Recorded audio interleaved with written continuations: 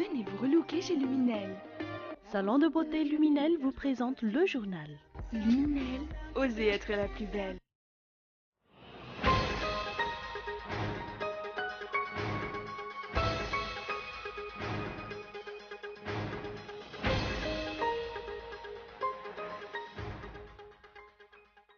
Le groupe MAPAR interpelle la communauté internationale. Le MAPAR exhorte cette dernière à réagir face aux violations flagrantes de la Constitution et des droits de l'homme perpétrées par le régime actuel.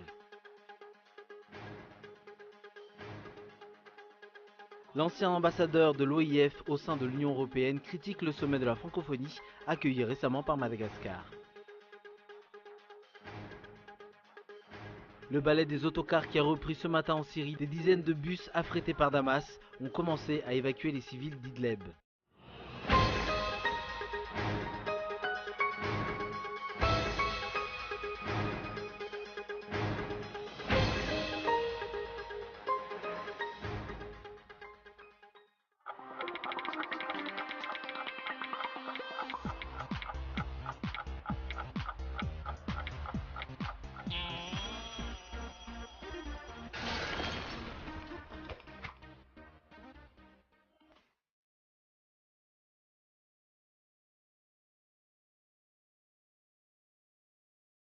Venez vous relooker chez Luminel.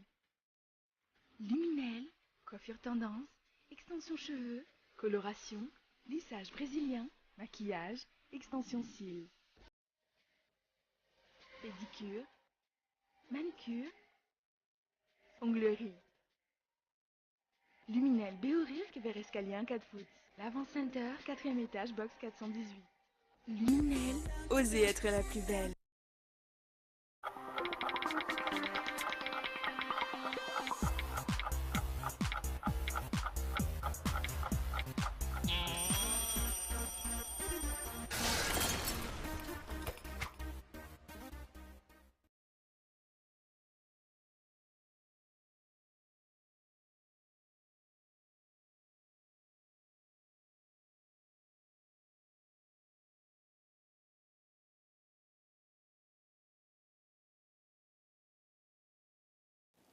Bonsoir et bienvenue dans cette nouvelle édition du journal en version française sur Cool TV. À la une ce soir, le groupe MAPAR interpelle la communauté internationale. Le MAPAR exhorte cette dernière à réagir face aux violations flagrantes de la Constitution et des droits de l'homme perpétrés par le régime actuel. Il réclame ainsi la libération de l'ancien ministre Augustin Ndiamananour, dont le procès aura lieu demain. Reportage de Muramanch. Face au non-respect des droits de l'homme et de la Constitution perpétrés par le régime actuel et face à l'acharnement de ce dernier contre les partis d'opposition, les députés issus du groupe MAPAR ont décidé d'interpeller la communauté internationale. Ils exhortent les Nations Unies, l'Union africaine et l'Union européenne à se pencher sur la situation à Madagascar.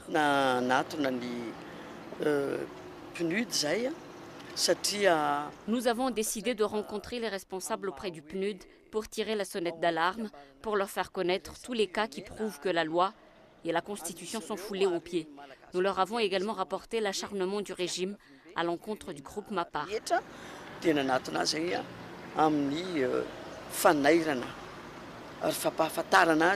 Les députés MAPAR affirment que toutes les accusations portées contre l'ancien ministre Augustin Ndiamananour ne sont pas fondées. Ils souhaitent ainsi que ce dernier soit acquitté à l'issue du procès qui aura lieu demain. Nous nous attendons à ce qu'il soit relâché parce que toutes les accusations portées à son encontre ne sont pas fondées. L'arrestation d'Augustin Ndiamananour a surpris l'opinion étant donné qu'il était le directeur de campagne de Eradzonar-Mampian lors de l'élection présidentielle de 2013. Avant cela, il était tous deux ministres durant la transition. L'acharnement du régime contre cet homme qui a pourtant contribué à la victoire de l'actuel chef de l'État est depuis quelques jours très critiqué et surtout que son arrestation avait eu lieu en plein enterrement. Après les interpellations faites par la société civile, les syndicats, les chefs d'église et maintenant les élus MAPAR, la réaction de la communauté internationale est très attendue. L'ancien ministre de l'Environnement, Antelme Rimparen, a été hospitalisé d'urgence dans un établissement hospitalier de la capitale. Jusqu'à maintenant, L'hôpital où il se trouve demeure inconnu, ainsi que les raisons de son hospitalisation. Quoi qu'il en soit, les rumeurs circulent comme quoi il a été la cible d'un empoisonnement lors d'une tournée en région le week-end dernier. S'il s'avère que c'est la vérité, pourquoi un tel dessein? Il est à rappeler qu'Antel Meurin-Parani est tristement célèbre suite à l'affaire des 30 000 rondins de bois de rose saisis à Singapour et dont l'affaire se trouve toujours entre les mains de la justice singapourienne. L'ambassadeur de France, Véronique Voulant, a rendu aujourd'hui visite à Augustin Djamananour, qui est détenu provisoirement à la prison d'Intanmour. Le respect des droits de l'homme et la mise en œuvre du processus de réconciliation nationale auraient été au centre de leur discussion. Notons qu'outre ses pairs au sein du MAPAR, cette également du soutien des habitants de Soumaman qui s'opposent à l'exploitation aurifère menée par des Chinois dans cette localité. Ces derniers démentent les informations selon lesquelles Augustin Djamananour les avait incités à descendre dans les rues le 22 septembre dernier. Ils réclament eux aussi la libération de cet ancien ministre, faute de quoi ils durciront leurs revendications. Sur notre sujet, l'ancien ambassadeur de l'OIF au sein de l'Union européenne critique le sommet de la francophonie accueilli récemment par Madagascar. Selon lui, ce sommet a battu le record historique de faible participation, étant donné que seuls 20 chefs d'État et de gouvernement y étaient présents. Tout de suite les détails. Il est temps de recentrer l'action de l'OIF sur les enjeux du français dans le monde, selon Xavier Michel, ancien ambassadeur de l'OIF au sein de l'Union européenne. Cet ex-fonctionnaire qui a assumé de nombreuses fonctions dans la francophonie depuis 30 ans estime qu'avec seulement 20 chefs d'État et de gouvernement, le dernier sommet a battu un record historique de faible participation. Tout cela alors que le nombre de membres de l'OIF vient de passer de 80 à 84. On a fait davantage en matière d'adhésion que d'engagement véritable, dit-il. On croyait pouvoir miser sur l'élection de Michaël Jean au secrétariat général de l'OIF, mais il est bien difficile de trouver un agenda francophone dans les textes du 16e sommet de l'OIF qui s'est tenu à Madagascar. Xavier Michel participait lundi à Paris à un colloque intitulé « Quel avenir pour la francophonie ?» L'assemblée organisée par la fondation Res Publica est animée par l'ancien ministre socialiste Jean-Pierre Chevènement, réunissait près d'une centaine de participants. 2 semaines après le sommet d'Antananarive, plusieurs panélistes ont souligné le peu d'intérêt porté à la langue française. Xavier Michel souligne que sur les 64 pages de la résolution finale de Madagascar, une seule s'intéressait à cette question. Sur les 13 résolutions adoptées à Antananarive, une seule portait sur le français, dit-il. Selon lui, l'OIF peine à trouver sa vocation. Il a en outre affirmé que l'intervention la plus remarquée lors du dernier sommet de l'OIF fut celle du Premier ministre canadien Justin Trudeau. Malheureusement, dit-il, elle ne portait pas sur l'avenir du français et de la francophonie, mais sur les femmes et les LGBT. Pour cet ancien fonctionnaire qui se passionne pour la francophonie depuis les années 1980, il importe de refonder la francophonie autour de sa mission principale. L'ancienne rectrice de l'agence universitaire de la francophonie, Michèle Gendreau-Massalouf, s'étonne elle aussi de n'avoir jamais entendu 2 chefs d'État, membres de l'OIF, demander qu'on augmente les budgets destinés à la formation des professeurs de français en Afrique. Spécialiste de la culture ibérique, Michèle Gendreau-Massalouf rappelle que selon la plupart des études, c'est de cette action que dépendra l'avenir du français en Afrique et probablement dans le monde. Toujours la même excuse. Selon la JIRAMA, la période d'étiage est à l'origine des délestages de ces derniers jours. Ce problème est en cours de résolution selon le directeur général de cette société. Pour certains abonnés, la fin du sommet de la francophonie rime avec le retour des délestages. Reportage de Lily Rabiat. Les coupures d'électricité qui prévalent actuellement résultent des problèmes liés à la météo et à l'approvisionnement en carburant selon le directeur général de la JIRAMA. D'après ce dernier, la JIRAMA ne devrait pas être la seule à solutionner ce problème. En réponse aux directives du Premier ministre concernant la résolution du problème du délestage, le directeur général de la JIRAMA a affirmé que cela ne tardera pas. Sur 3 groupes, un seul est fonctionnel car la pression de l'eau n'arrive pas à faire tourner les turbines. Si on a besoin d'un débit de 50 mètres cubes par seconde pour obtenir une puissance de 93 MW à la centrale d'Andékalek, nous n'en disposons que de 17 mètres cubes par seconde à l'heure actuelle. Le problème du changement climatique est une affaire qui concerne tout le monde, pas uniquement la JIRAMA. Sur les 300 millions d'arrières de subventions octroyés par l'État à la JIRAMA, 85% sont consacrés à l'achat de carburant. Aujourd'hui, cette société affirme que la période d'étiage est un des problèmes majeurs auxquels elle doit faire face. Pour certains abonnés, la saison sèche a commencé depuis plusieurs mois et l'État a toujours trouvé des solutions. Alors pourquoi la situation s'est-elle dégradée aujourd'hui ? Nous sommes actuellement à la veille des fêtes. Il ne devrait pas y avoir de délestage comme lors du sommet de la francophonie.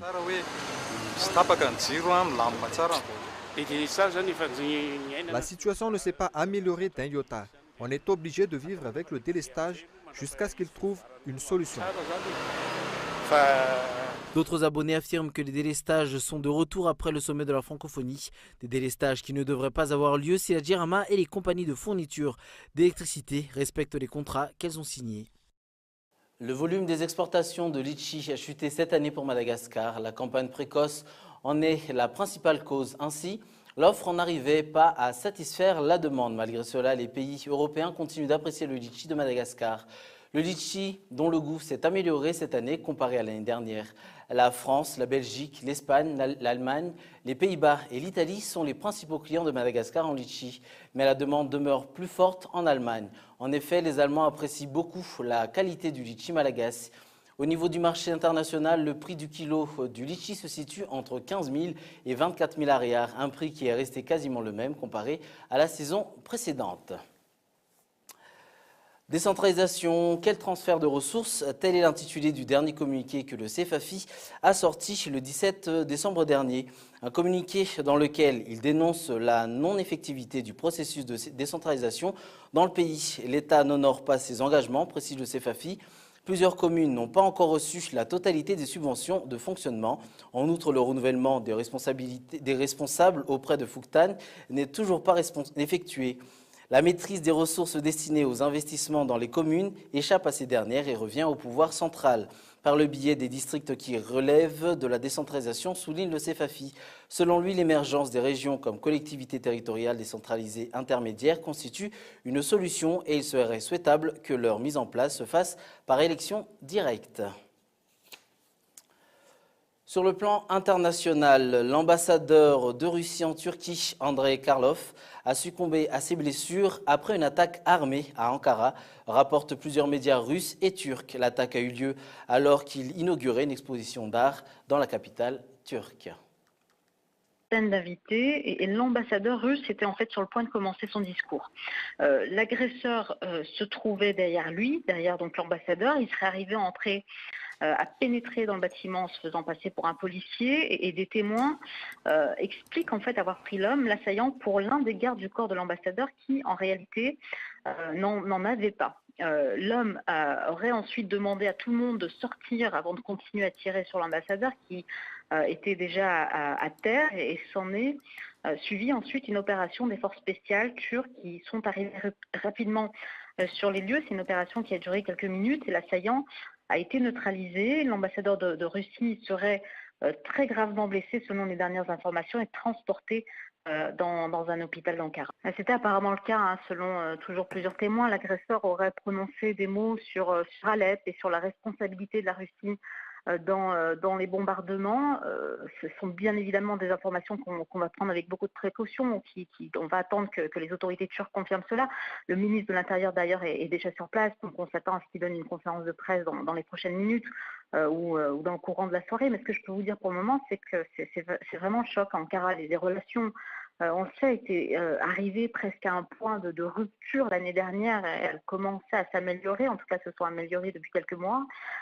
Et comme dans toutes les relations diplomatiques, le pays hôte, entre guillemets, est responsable de la sécurité des diplomates. Donc la Turquie était directement responsable de la sécurité de cet ambassadeur.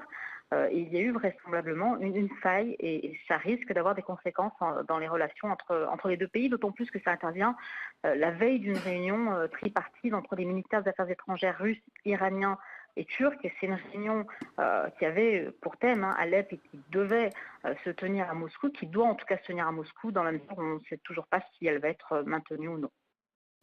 Toujours dans l'actualité internationale, le balai des autocars qui a repris ce matin en Syrie. Des dizaines de bus affrétés par Damas ont commencé à évacuer les civils d'Idleb, mais aussi d'Alep-Est. Selon la Turquie, 12 000 Syriens auraient déjà quitté la deuxième ville de Syrie. Reportage de France 24. Des bus qui roulent en direction d'Alapeste. Leur but, continuer l'évacuation de cette partie de la ville. Ces dernières heures, plusieurs milliers de personnes ont été déplacées. Elles sont arrivées à Al-Rachidine, une localité tenue par les insurgés. L'évacuation d'Alapeste a pu reprendre, celle de Foua et Kefraya aussi. Les opérations autour de ces trois localités sont liées. En effet, permettre le déplacement des habitants de ces deux villages chiites de la province d'Idlib est une condition sine qua non pour que l'Iran accepte le sauvetage des civils encore présents à Alapeste. Ce matin, des bus ont donc quitté Fouya et Kefraya, avec à leur bord des milliers de personnes. Hier dans l'après-midi, certains bus en direction de ces deux localités avaient été attaqués et brûlés par une vingtaine d'hommes armés. Un conducteur aurait été tué. Selon l'Observatoire syrien des droits de l'homme, le groupe djihadiste Fateh al-Sham, l'ancien Front al-Nosra, branche d'Al-Qaïda en Syrie, ou bien l'influent groupe rebelle Ahrar al-Sham pourrait être derrière cette attaque. Je vous rappelle les principaux titres de ce journal. Le groupe Mapar interpelle la communauté internationale. Le Mapar exhorte cette dernière à réagir face aux violations flagrantes de la Constitution et des droits de l'homme perpétrées par le régime actuel. L'ancien ministre de l'Environnement, Antel Meurin-Paran, a été hospitalisé d'urgence dans un établissement hospitalier de la capitale. Et enfin, le balai des autocars qui a repris ce matin. En Syrie, des dizaines de bus affrétés par Damas ont commencé à évacuer les civils d'Idlib. Voilà qui clôture notre journal ce soir. Rendez-vous demain à 20h45 sur Cool TV. Au revoir et bonne suite de programme.